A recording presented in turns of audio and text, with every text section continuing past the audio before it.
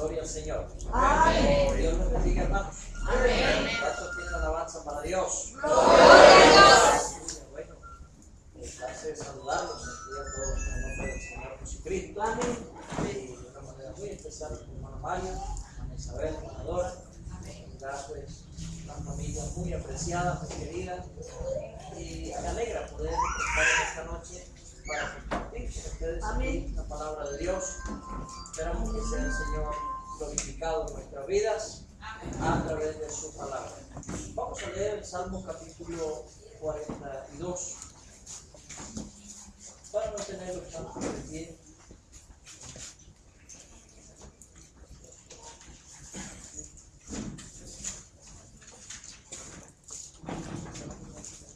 Vamos a leer los primeros 5 versículos de la palabra de Dios. Salmo capítulo 42.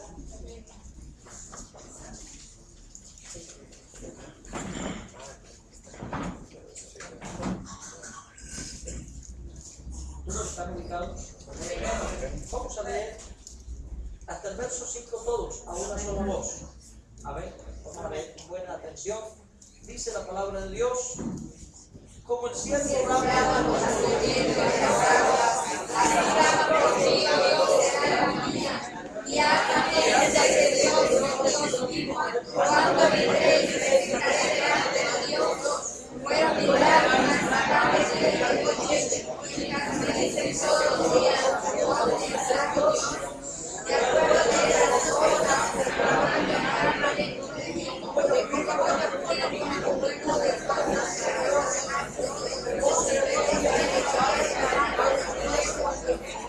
que te amantes, oh alma mía.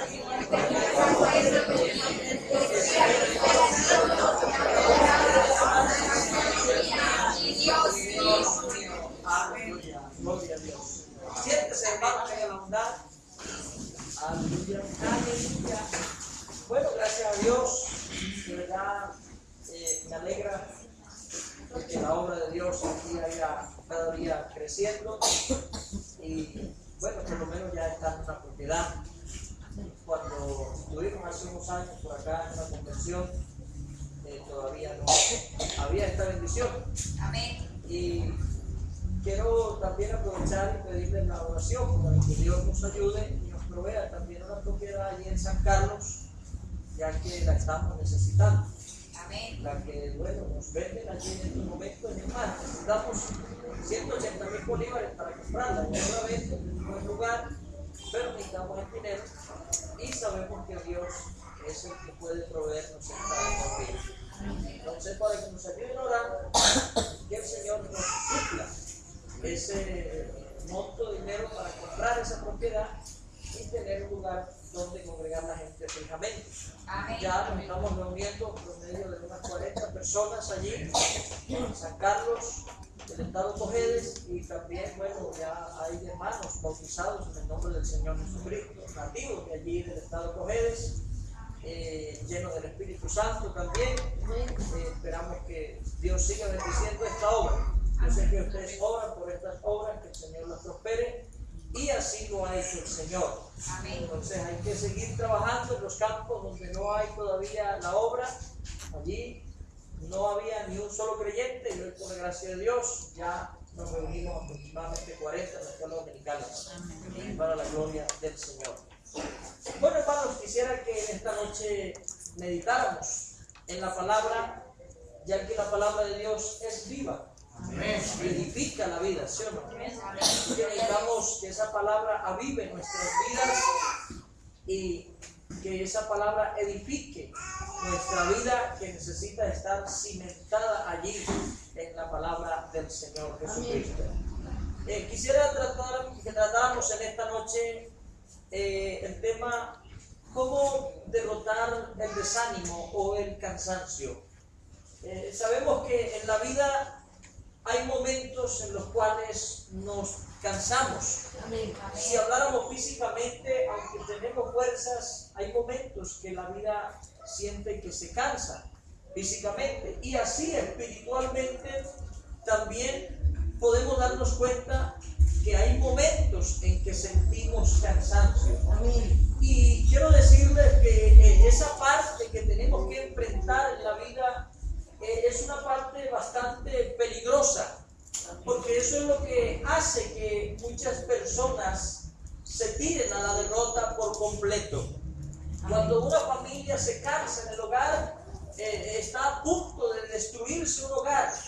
Cuando una persona, un joven se cansa en la vida de serle fiel a Dios en medio de este mundo contaminado por el pecado, Amén. está a punto de fracasar, de tirarse al desenfreno del mundo que hoy nos rodea. Amén. Así que yo creo que Dios nos ha hecho promesas muy grandes. Amén. Y una de esas es que el Señor dice en su palabra: el que comenzó la buena obra en vosotros, Él la perfeccionará. Amén. Amén. Amén. Así que estamos caminando en el camino de la perfección. Amén. Y aunque todavía no somos perfectos, Amén. pero estamos en ese camino y tenemos al Dios que sabe perfeccionar las cosas. Y no perfeccionarlas como al ser humano le gusta, sino como Él se ha propuesto y como Él quiere. Amén. Así que esto depende de tener confianza y creerle a Dios sus promesas en su palabra.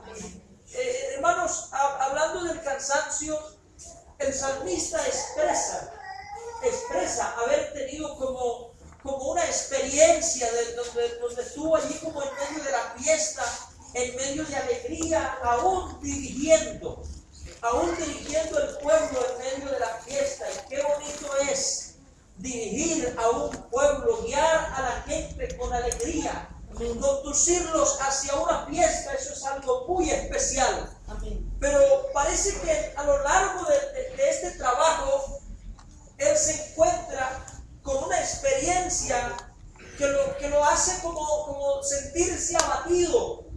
Y sentirse abatido en la vida es como sentir que ya me han derrotado. Hasta aquí llegué con este trabajo. Hasta aquí llegaron mis fuerzas. Hasta aquí llegó mi alegría, mi fiesta. Y el abatimiento hace que la persona ya no pueda ni levantarse. Y déjame decirle que si hablamos de la juventud, el joven tiene muchas etapas en la vida. El joven tiene momentos en la vida en que es fuerte y se expresa con mucha valentía y está dispuesto para enfrentar las cosas que sea necesario enfrentarlas, porque cuenta con una fuerza muy poderosa en su vida, con todo el vigor que tiene en su vida. Pero cuando ve que las cosas como que tratan de detenerse, también el desánimo tiene tendencia de dejarlo tirado allí, como en el lugar de decir: ya no me puedo levantar más. Pero yo creo que la Biblia nos da enseñanzas o experiencias de los antiguos que un día experimentaron este camino con Dios. Antes que nosotros camináramos con el Señor, hubo gente que caminó con Dios, y la Biblia dice: lo que hoy es ya fue. Así que su experiencia ya otro la tuvo, y ojalá que pudiéramos utilizar el triunfo de aquellos para que nosotros podamos vencer en este tiempo, hermano. Yo creo que no se trata solamente de pronto de expresar, de cantar, de pronto saltar aquí en un culto muy alegre. Eso es muy lindo en la vida. Es muy bonito reunirnos aquí todos, cantar en alta voz, a pulmón abierto y expresarle a Dios lo que sentimos. Pero yo creo que es más lindo poder enfrentar el mundo donde las acechanzas del maligno cada día nos enfrentan, y poder estar firmes y demostrarle al mundo que lo que cantamos aquí, lo que adoramos y lo que expresamos aquí es fruto de la realidad que vivimos en Dios cuando estamos allí en el momento de enfrentar la crisis. Así que yo creo que la alabanza es fruto de una obra que Dios ha hecho en nuestras vidas. Hermano, no podemos engañarnos a nosotros mismos. Tenemos que ser muy sinceros. Por eso el salmista está expresando lo que él está sintiendo en ese momento. Amén, gloria a Dios. Él está diciendo: mi alma está abatida. Estoy cansado, estoy sin fuerzas. Siento que me han derrotado. Me acuerdo de las alegrías, me acuerdo de las fiestas. Y parece que todo se ha acabado. ¿No le ha pasado a usted en la vida de pronto recordarse cuando unos tiempos atrás, quizás en el culto, podías gozarte en la presencia de Dios? En el trabajo podías demostrarle a la gente que es ser un cristiano y sentirte firme en Dios. Pero ha pasado el tiempo y parece que el ambiente del mundo comienza como a presionar y a dejarte sin argumentos para enfrentar las cosas y a decir como que hasta aquí llegó esto. Pero yo quiero decirle esta noche, hermanos, que aquellos personajes que un día sirvieron a Dios tuvieron que enfrentar estas cosas. Por ejemplo, en el caso de Moisés. Moisés fue un gran siervo de Dios, un hombre que la Biblia dice que hablaba con Dios cara a cara. Es decir, tenía una experiencia muy especial en Dios. Pero sin embargo tuvo que enfrentar el cansancio. Sin embargo tuvo que enfrentar el desánimo. Porque los seres humanos parece que la duda como que siempre está atacando la mente. Y déjame decirle que una de las armas más tremendas que el enemigo pueda utilizar para dañar al creyente es debilitarle su confianza en Dios, debilitarle su fe en Dios para que se debilite, se desanime a seguir creyéndole a Dios sus promesas. Pero en el caso de Moisés, cuando va guiando a un pueblo por un desierto para llevarlo a una tierra, el Señor no le habló tanto de lo que era el desierto, sino los puso a mirar la tierra que fluye leche y miel. La mirada que Dios le da al pueblo es sobre la tierra que ellos iban a heredar.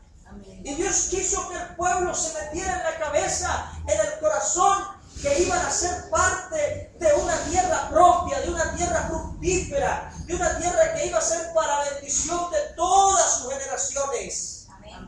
Pero cuando ellos comienzan a enfrentar el desierto, que era el momento de aprender para ellos, comienzan a desanimarse, y la Biblia dice que los extranjeros que se habían mezclado con el pueblo tuvieron un vivo deseo, y el pueblo comenzó a llorar y a desanimarse. Pero hermano, ¿sabe que hay que tener bien claro a veces por qué la gente llora en un culto? A veces no sabemos porque la persona derrama lágrimas y uno sabe. Hay gente que viene a un altar, hay gente que llega al culto y comienza a llorar su angustia, su problema. Pero ¿sabe qué dice la Biblia? Entrar por sus puertas con acción de gracias. Hermano, lo que pasa es que cuando venimos a buscar a Dios, venimos es a mirar el mismo problema que traemos.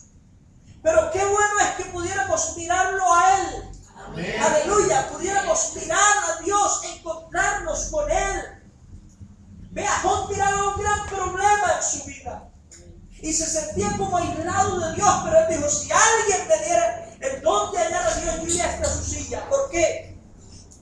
Porque dice que Él lo atendería. Job tenía una confianza de encontrarse a Dios y que Dios está dispuesto a atendernos cada vez que nos acercamos a Él. Amén, amén. Pero ¿sabe una cosa? Cuando el pueblo comenzó a llorar y a desanimarse, Moisés comenzó a quejarse en contra de Dios. Un hombre que tenía una experiencia especial en Dios comenzó a quejarse y a decirle, ¿acaso yo concebí a esta gente? ¿Acaso debo llevarla yo como la que da a luz, como la que tiene que amamantar a su hijo? Si así lo haces, mejor prefiero que me quites la vida, prefiero morir. Moisés llega al momento de decirle, Señor, yo prefiero morirme que llevar esta carga pesada. Pero mire una cosa, ¿acaso Dios lo llamó a que se muriera en el desierto? Dios lo llamó para que fuera a una tierra prometida. Amén. El problema, hermano, es que cuando las cosas como que se tratan de detener, no buscamos la manera de mirar ¿Qué es lo que nos está deteniendo? Sino que comenzamos a cuestionar a Dios y a decirle, Señor, ¿por qué estoy así? ¿Por qué mi situación? ¿Por qué mi problema? ¿Por qué no tengo fuerzas? La pregunta de ese por qué hay que mirarla en nosotros mismos. La razón es que el pueblo estaba siendo influido por extranjeros.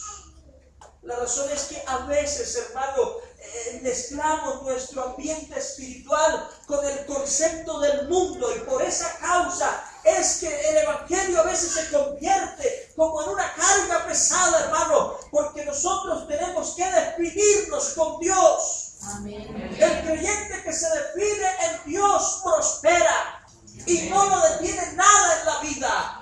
El creyente que todavía se deja llevar por las influencias del mundo siempre va a encontrar barreras en el camino que le van a impedir creer lo que Dios puede hacer en los momentos difíciles. La gente tenía sed, tenía hambre, y aunque Dios les dio provisiones, llegó el momento de que ellos se acordaban de las provisiones de Egipto. Hermano, una cosa tenemos que nosotros tomar en cuenta. No son los deseos, los apetitos de la carne lo que nos hacen mirar otra vez hacia atrás y lo que nos hace sentir desanimados. Y a veces buscamos como una cara diferente para presentar el problema, pero qué bueno es ser sinceros. Amén. Qué bueno es ser realistas, hermanos. Que el problema está a veces entre nosotros mismos y que la lucha es contra nosotros mismos a veces. A despojarnos de todas las cosas que no nos convienen. Si estos entes no se hubieran puesto a pensar en lo que se había quedado en Egipto, ¿usted cree que habían estado desanimados? No habían estado desanimados. Si esa gente se hubiera puesto a pensar, vamos a tener una tierra hermosa que fluye leche y miel, aquí hay necesidad, pero yo creo que si Dios nos trajo al desierto, Dios tendrá una provisión en este momento. Y aunque ellos no lo creyeron así, Dios siempre fue fiel dándole las cosas. Pero ¿sabe qué es lo triste? Dios les dio agua, les dio pan, Dios les suplió las cosas, los sanó. Pero ¿sabe qué? Ellos para recibir eso terminaron tentando a Dios. Qué triste que Dios tenga que a veces darnos las cosas como a la fuerza, habiéndonos mostrado un camino mejor. Por eso el salmista dice, ¿por qué te abates, oh alma mía, y te turbas dentro de mí? Espera en Dios. Amén. Amén. Hay que aprender a esperar en Dios, hermano. Amén. Hay que aprender a esperar en Él. El que no sabe esperar en Dios se cansa, se cae, no tiene fuerzas. Pero el que espera a Dios vuelve a recobrar sus fuerzas. Aleluya. Así le pasó a muchos hombres. Josué, que había visto, por lo menos Moisés, está enfrentando un liderazgo por primera vez, de pronto sin tener una experiencia cómo guiar a un pueblo. Pero Josué, que había estado al lado de Moisés, y que Dios le había dicho personalmente, no te desampararé, yo iré contigo a donde quiera que vayas. Pero cuando están conquistando las primeras ciudades y ven que el enemigo comienza a prevalecer contra ellos, él se postra en tierra a decirle a Dios, Señor, ¿para qué nos hizo pasar el Jordán? Otro reclamo más. ¿Para qué nos quiso venir aquí? Para que nos maten esta gente que están aquí, los enemigos. ¿Por qué no nos hubiéramos quedado mejor allá? Se da cuenta que siempre ha habido es como un reclamo, como si Dios fuera el culpable del problema. Y Dios tiene que aclararle a Josué y decirle, ¿por qué te postras así? El pueblo ha pecado. ¿Dónde estaba el mal? En el pueblo. ¿Dónde estaba el mal para que el enemigo prevaleciera? Entre el pueblo. Muchos dicen, hermano, vean nuestros jóvenes. Es que los jóvenes, el mundo los está acabando, los está absorbiendo. Pero yo sigo creyendo que los jóvenes que son de Dios, así se levanta el infierno mismo y todas sus huestes de allá, no podrán hacer nada, porque la gente es de Dios y le cree a Dios, hermano.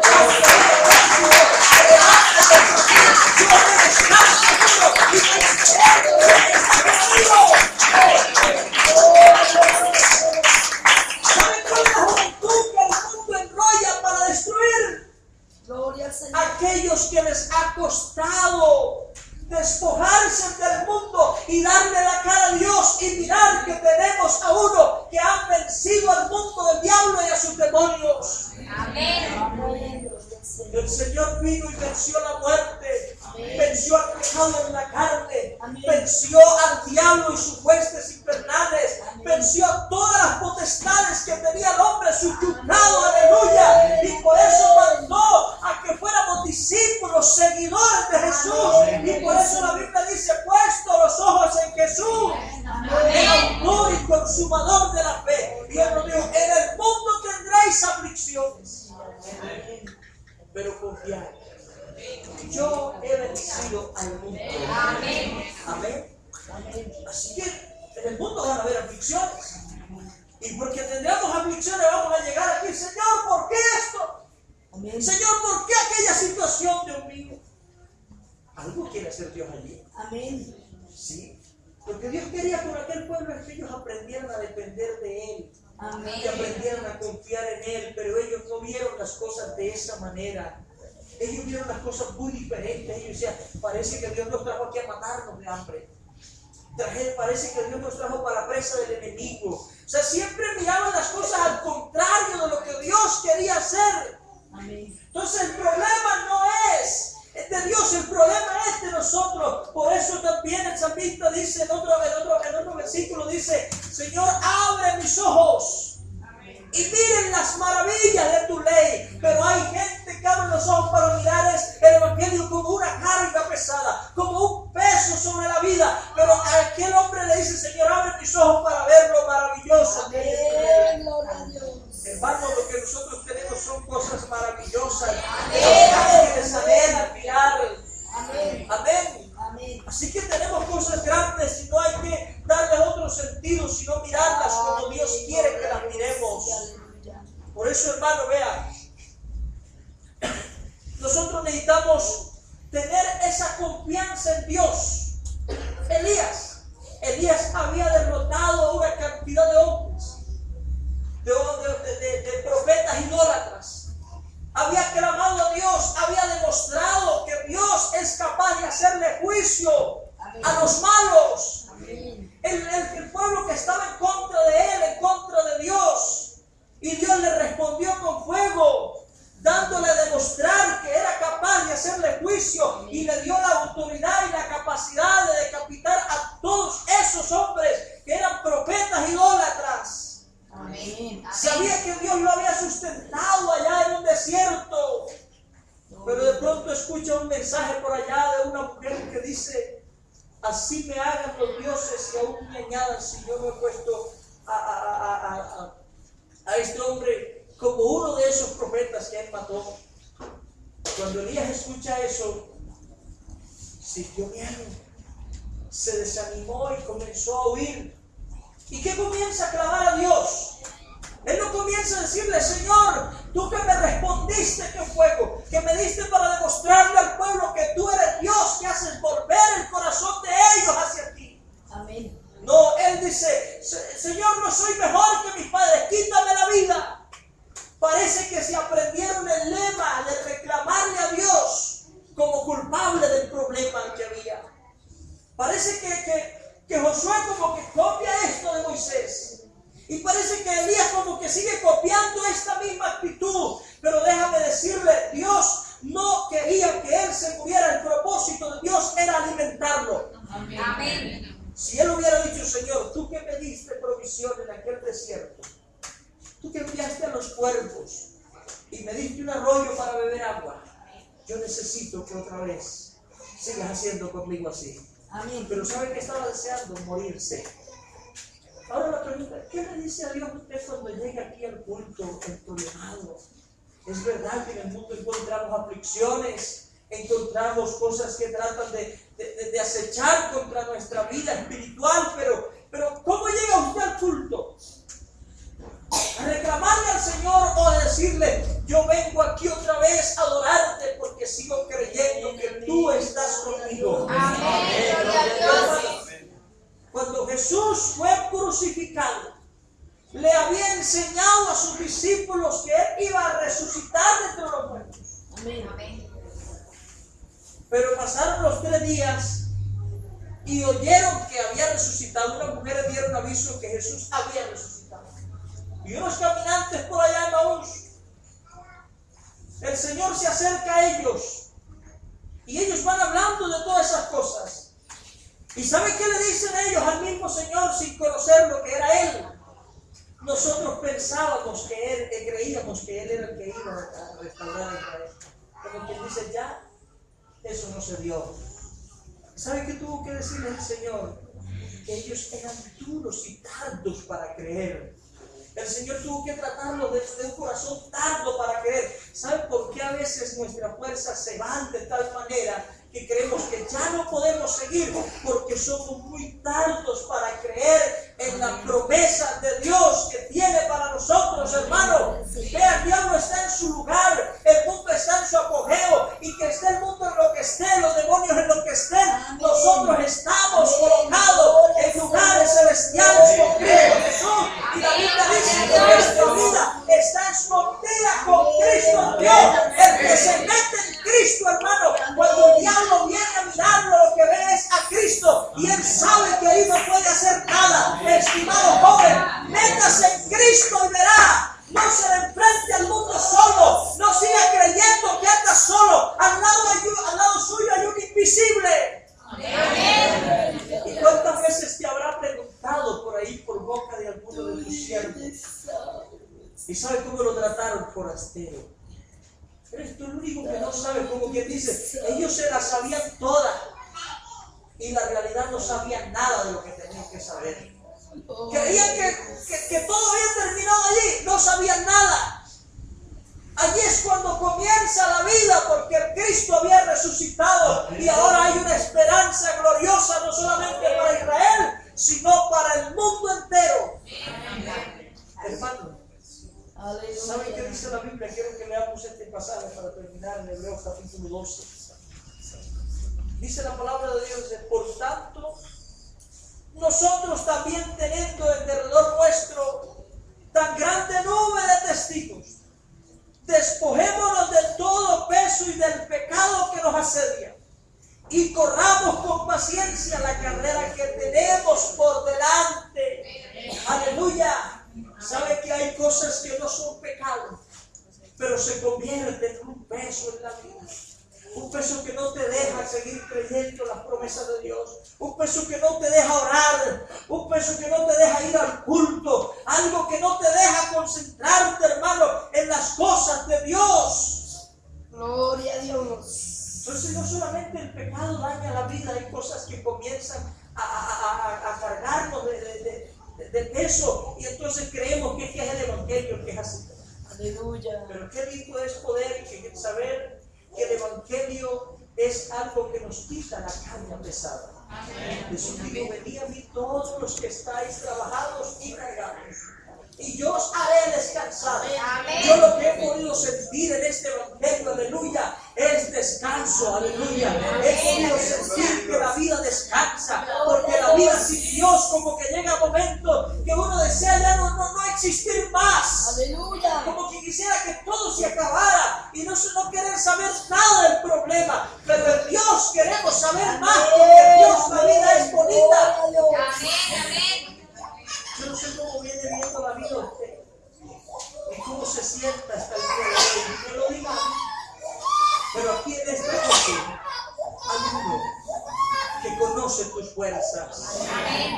Pero Él te dice en esta noche a través de su palabra: diga débil, tú eres tesoro. Y también te dice: fortaleceos en el Señor y en el poder de su fuerza. Aleluya. Así que vamos a orar en esta noche por la juventud. Vamos a orar por aquellos que les faltan fuerza para seguir adelante. Vamos a orar por aquellos, ¿saben dónde está la fuerza? En creer que Dios todos los días está con nosotros, que todos los días está de nuestro lado. No importa, hermano, así se te levante quien se te quiera levantar contra tu vida, pero déjame decirte, Dios está esperando tu actitud para obrar. Dios está esperando a ver qué vas a creer, qué vas a decir para Él obrar. Y si tienes alguna situación difícil y te ha querido hacer pensar que ya no puedes más, yo quisiera noche levantáramos nuestra voz al cielo y vamos a decirle al Señor: yo sé que tú un día comenzaste una obra en mi vida. Este camino no lo emprendí por mis propias fuerzas. Fue Él que lo comenzó. Y aquí vamos en este caminar de la vida con Cristo. Y aunque el mundo nos mire como ovejas de matadero, no importa, tenemos el buen pastor, aleluya. Y aunque nuestra vida ande por valle de sombra de muerte, tenemos uno que nos infunde aliento y vida de esperanza. Vamos a orar, soberano Dios, en esta hora. Te invocamos a ti, mi Cristo, porque tú eres Dios soberano. Tú eres el único Dios de la gloria. Tú eres el Todopoderoso. En ti están nuestras fuerzas, Señor. Mira nuestra juventud, que hoy confía en tu palabra, Señor. Que hoy confía en tu poder divino.